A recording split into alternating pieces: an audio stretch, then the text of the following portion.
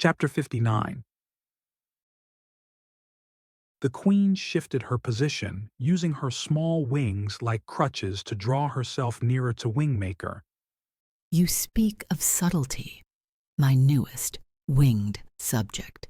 Yet I have not heard one thing that is subtle in what you and your council have said. Thus far, it is a simple power grab from the royal house to the unaligned, all for the stated purpose of considering every tiny creature. She spoke the last three words as someone who was about to cry, her voice mocking the notion of inclusivity. You want my power? Then you need to show me that you have power. If you are powerless and you want my power, then you have to provide me with a really good reason for why I would want to share any of my power with you and your council. I'm listening. You have one chance to convince me. Make it good. Wingmaker looked around at his friends, perhaps for moral support more than anything else. He knew this was his task, not theirs. Can you see the future? He inquired. I can do something much better. The queen retorted confidently. I can shape the future. If you can shape and see the future, where do you think your power will go when you die, Your Highness? Do gods die? The queen snapped back sharply. Forgive me, Your Highness, but are you a god or a queen? Wingmaker probed, feigning his ignorance. I am both, The queen asserted proudly. You see my confusion, because queens die and gods are eternal. If you are both, then did you inherit the mortality of queens or the immortality of gods? The queen's expression faltered momentarily, caught off guard by the depth of the inquiry. Why are you asking this? The subtlety is that if you are mortal like all royalty, it is to your children that the traits of how power is managed and cultivated for the good of all are defined. These traits define how power is used for public works that benefit all and private works that benefit the few. The few typically end up being the powerful, and as your offspring grow in number, from generation to generation, they will fight among themselves to hold that jewel of power you spoke of earlier. If that jewel doesn't end up in their hands, they will fight for it, they will steal for it, they will kill for it. Isn't that the theme in royal history, Your Highness? I suppose it is. What does it have to do with me? Are you suggesting I should be careful with my children, to train them well and ensure that my succession plan is clear and simple? I am suggesting that and more, Your Highness. I believe you will give birth to about 30 offspring. Let us assume that only 20 of them live to become adults. That's a lot of heirs, you would agree? Yet only one can rule. Only one can hold that jewel in their hand. What of the other 19? And that is only one brood, one generation. In 4 generations, you might have as many as 1,000 heirs, all clamoring for the right to hold or to possess that jewel of power you now shape, cut, and polish. The subtlety is this: if you do not share power now, then your offspring will be doomed to internal strife and misery. The power of this royal house will be the thing that brings it down. It will implode from inside, and your offspring will be the ones that suffer most. As both of you, Wingmaker nodded first to the queen, and then Obsidian. will have moved on to new roles and new planets. If you shape the power now to be inclusive of the unaligned, when your offspring try to seize it, it will not be in royal hands. It will be in the hands of all. No internal strife, no stealing, no killing.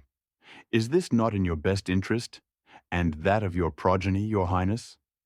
The queen turned to Obsidian. Does this make sense to you? Yes, but I am not an immortal god. And if you were? Then I would not worry about it because the power will always be in my hands, not my offspring. Wingmaker raised his hand, signaling his desire to speak. You may be right, Your Highness, but even gods make mistakes and fall in love with a certain child, believing that child will do a better job of ruling than them. Again, this is simply what history teaches. You are the undisputed masters of this world. No one will ever challenge you. Not the werewolves, not the sea dragons, not the mapinguaris, not any of us travelers. You have won. The power is yours. That is not in dispute. Power always has an inception point, when it is first being built and amassed. When the building of power begins, it is important that it has many hands in its shaping. Power needs to be touched by everyone. It needs to feel that it includes everyone in its expression, Your Highness. How is that possible? The Queen implored. If everyone touches our power, we would have a million different directions and end up going nowhere. No, WingMakers retorted, and then paused. it is a matter of principled leadership. Those who are around the power when it is being conceived and birthed, they represent the fingerprints of an entire world. They shape it. This is the value of having the unaligned present as the power is forged and given its shape and purpose. It ensures that it is not held in one hand. The moment that jewel of power is held in one hand, it will be coveted by the strongest among us. And who do you imagine will be the strongest among us? The Queen lowered her eyes for a split second and then squared them on Swan. I know what he is doing. He's saying that my children will kill me unless the unaligned share the power at its inception.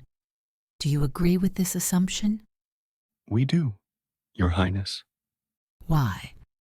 It is the nature of sentient life to covet the thing that controls them. If power controls them, constrains them, limits them, subjugates them, makes them either puppets or slaves, they will hate that power. And ultimately, the holder of that kind of power will leave behind a legacy of weakness, of war, and misery. They will be remembered not as a principled leader who was a visionary, but as a weak leader, a flawed one. And it may not be because of them, but the legacy that was created as this power was being formed. This is why it is so important to be inclusive as power is being forged, Your Highness. The Queen closed her eyes for a moment, perhaps the length of 4 blinks of an eyelid, and then opened them to the cavern's high ceilings. The tower I want to erect will be a thing of beauty. It will be ruled by superior intellects of those with superior power, superior education, superior resources, superior genetics, superior physical capabilities. So, tell me, my little ones, how can this superiority construct a tower that is inferior to the one your council desires to build? WingMaker shuffled forward a mere inch or two, his wings fluttering as if a breeze had suddenly awakened them. Your Highness, we do not wish to build a tower. We do not need anything that is superior. We need power that is inclusive and expanding in its inclusiveness. We need power that is shared with all creatures regardless of their size or strength. We need power that is founded in love, expressed in love, transmitted in love beyond what one can see, touch, or even feel. That is what the Council wishes to build. Something that cannot fall and crash. Something that your progeny cannot wrest from your hands or from one of your lineage. That power is not held by anyone. It is as if the jewel of power is simply a concept, not a thing of itself, but simply an idea.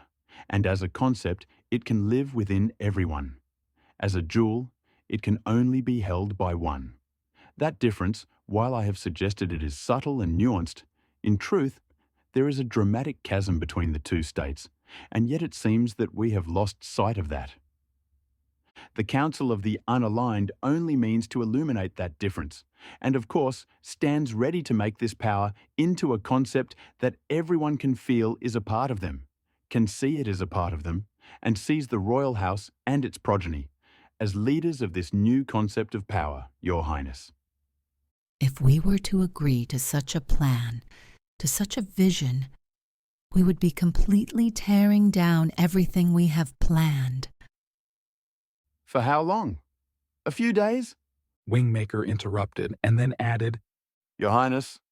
She finally lowered her eyes and brought them squarely upon WingMaker. You speak of history, and yet you suffer from amnesia. The dragon's history goes back millions of years. Our history is rich and varied. You think a few words describe it. You speak of love in the same way, fanciful and spirited, as if a few words like love can solve the human condition of diversity, tribalism, injustice, the inequity of thousands of years. Well, it is idealism. It is not practical. It is not the real world, and we live in the real world. The queen stared at the travelers with eyes of steel. Your counsel is rejected. You have failed to convince me. There was a long pause.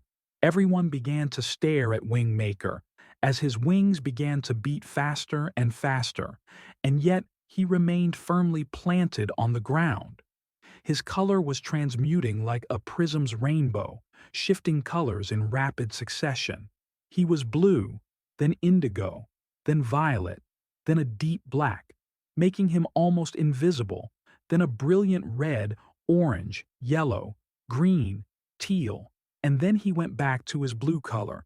His wings stilled, and he finally returned to his normal state. As WingMaker was going through this change, his eyelids were fluttering like his wings, and his entire body vibrated like a gong after it was struck by a wood mallet. As he slowly returned to his previous state, he opened his eyes, turned to his cohort of fellow travelers with a reassuring expression on his face. They have heard us. Now we should leave and let them consider the future they wish to create. Leave! Obsidian shouted, turning to his queen. How can we let them go after what they have said? What is your counsel? The queen asked, her tone bemused. With one breath, we can eliminate the council. We can restore our plans. We can ensure alignment. And most importantly, you and our offspring will be safe from their attempts to kill you. With one breath, The queen repeated in a musical phrase. I like the sound of that. Obsidian began to inhale deeply, his belly churning colors of orange and red with his inhalation, and just as he was about to expel his fire stream to the messengers of the Council of the Unaligned, a mapinguari threw a large rock the size of a werewolf's head, hitting squarely at Obsidian's left eye. It knocked Obsidian's head off trajectory, and his fire stream with it. Obsidian winced, while some trees and bushes burned brightly and then vanished to ash. The travelers all gathered around WingMaker, holding hands, but they did not fly away. WingMaker held his ground. We did not throw the rock. WingMaker shouted in a firm but calm voice. However, you tried to kill us. You tried to murder every one of us. Do you not think this will reflect on you? Reflect on us? The queen echoed, her voice distant, and yet a smile perched upon her face like a memento of deceit. Obsidian lurched in the direction of where the rock had been thrown, but the queen stopped him with her tail. Stay with me, my dear. Don't let them separate us. Obsidian stopped, his left eye blinking uncontrollably.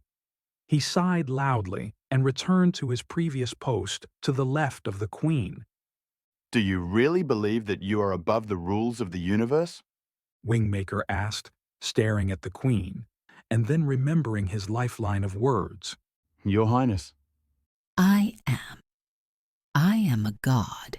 The rules do not apply to me. They are mine to dispense, not to abide by. Surely you must realize that by now.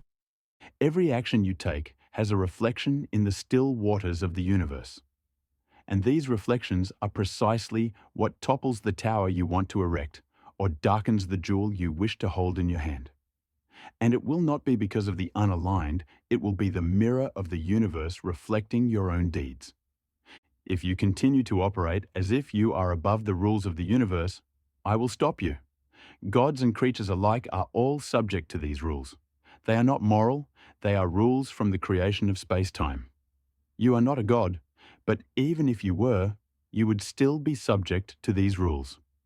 The travelers, who had clustered around WingMaker, slowly disentangled themselves and put some distance between them and WingMaker. He had just insulted the queen, telling her to her face that she was not who she said she was. His death was now imminent, and no rock or mapinguari would be able to stop it. And then suddenly, time stopped, for everyone but WingMaker, Obsidian, and the queen. The others were frozen in their places, as if they were stone statues. As if to illustrate his uniqueness, WingMaker walked up to the queen, stopping only 3 meters from her mouth. He spoke with an authority that the queen found disturbing. You do not have power over me. You will find me impossible to kill.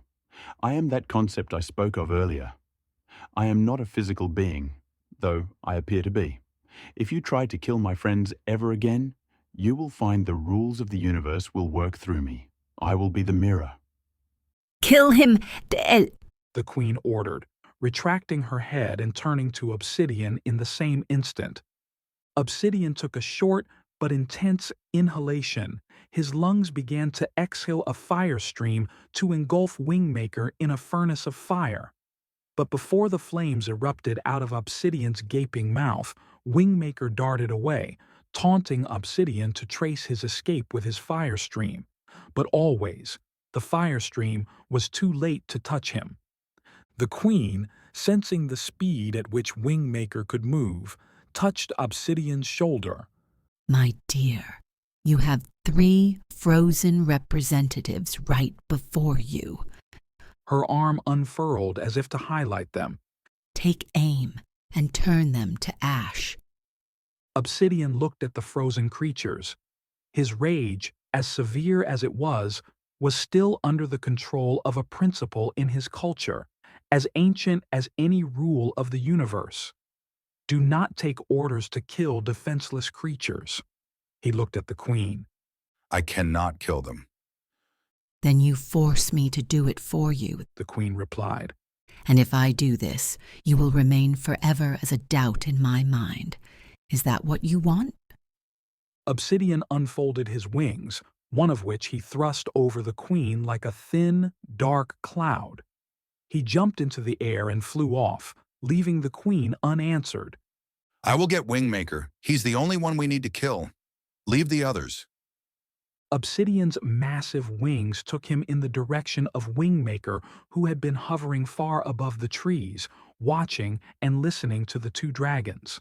Now, with Obsidian charging toward him and not trusting the queen, he darted directly toward Obsidian, who watched him fly by like a tiny comet. It happened so fast that Obsidian was still drawing his breath as WingMaker zoomed by. WingMaker positioned himself between the queen and his friends, hovering just above the ground. A stern face stared at the queen. You bear the fortune of my patience. The queen laughed. Well, my tiny fairy, you can fly fast, I will give you that, but you cannot stop me from engulfing your comrades in flames. So, either move aside or join them. You have not been listening as carefully as I had hoped. WingMaker said. So, hear this before you seal your fate in the universe's archives as an unredeemable powermonger who lost their way. He paused and took a deep breath. You are not a god, you are a dragon. Perhaps not an ordinary dragon, but you are still a mortal being, and I am one who can send you back from whence you came. I remember now why I was brought here. If I cannot convince you to build a society that is based on the expansion of knowledge and love, and that its collective power serves these 2 qualities, then I am given the power to send you back. Oh, really? And how do you intend to send 2 dragons of our size and power back? I will send you back. WingMaker replied with conviction. Obsidian, apart from you, can find redemption. You, I am less certain. And how will you send me back, something I cannot do myself? Are you asking me to show you? WingMaker asked in a cautious manner, his tone darkening into a seriousness that he had not shown before. Show me. The queen said with a disbelieving snarl. In the next moment, Wingmaker and the queen disappeared into a tunnel of green light that lasted all of 1 second. The very next instant, they were in the queen's home world where she was not a queen, but rather a bit of an outcast. In her old world, she lived with her mother under a coral reef in a cave hollowed out by strong, persistent currents. When they appeared in her home, she saw her mother staring at her belly, pointing to her. You're pregnant? Stop! The queen screamed, turning to Wingmaker. I believe you. Please don't leave me here. I'll agree to your demands, whatever they are. In an instant, they were back in the royal palace. The queen looked at him with an expression of awe, but also terror. For the first time in her relatively short life in this world, she addressed a being that frightened her. Really frightened her. And he was small and seemingly defenseless, apart from his quickness. This creature held a mysterious power to move between worlds, not only for himself, but he could do it for others too. Wingmaker was connected to something she was not, something larger than either of them, and that was precisely the thing that frightened her, that there were things that could move planets and creatures alike, invisible powers, yet they could tumble into her world through a small creature like Wingmaker. I am not asking you to show me any more. She relented, a sign that her resistance was fading. I believe you. Wingmaker glanced up to see Obsidian circling above them like a vulture, waiting for death's door to open. You can join us as an equal, or you can go back to your home planet. Tell me your answer. And what about Obsidian and my offspring? I already know Obsidian's decision. It is yours that remains unspoken. And my offspring? They will be born in either world, Wingmaker answered. but you make the choice as to which one. If I go back, will Obsidian stay? He will. The queen looked sad. Her eyes glistened lightly, as if the waxing light had suddenly lurched ahead in time, exposing the sheen of her eyes. And what of you, my little fairy friend? Will you stay? If you stay, I will stay. Wingmaker replied. Ah, a package deal. You remain, so I stay in line. That's it, isn't it? Wingmaker simply stared at her. Well, then I see no choice. I will stay. I cannot give birth to my dragons in my old world. They would be killed instantly. They would be seen as freaks of nature and potential challengers to the throne. At least here they would stand a chance. She looked up, watching Obsidian circling overhead. And they would have a father. Alter was the first to unthaw from time's grip. She had heard the last comments of the queen. She could also see the telltale signs of tears in the queen's eyes. Hope filled her heart in a way that it had never done before since coming to this new world.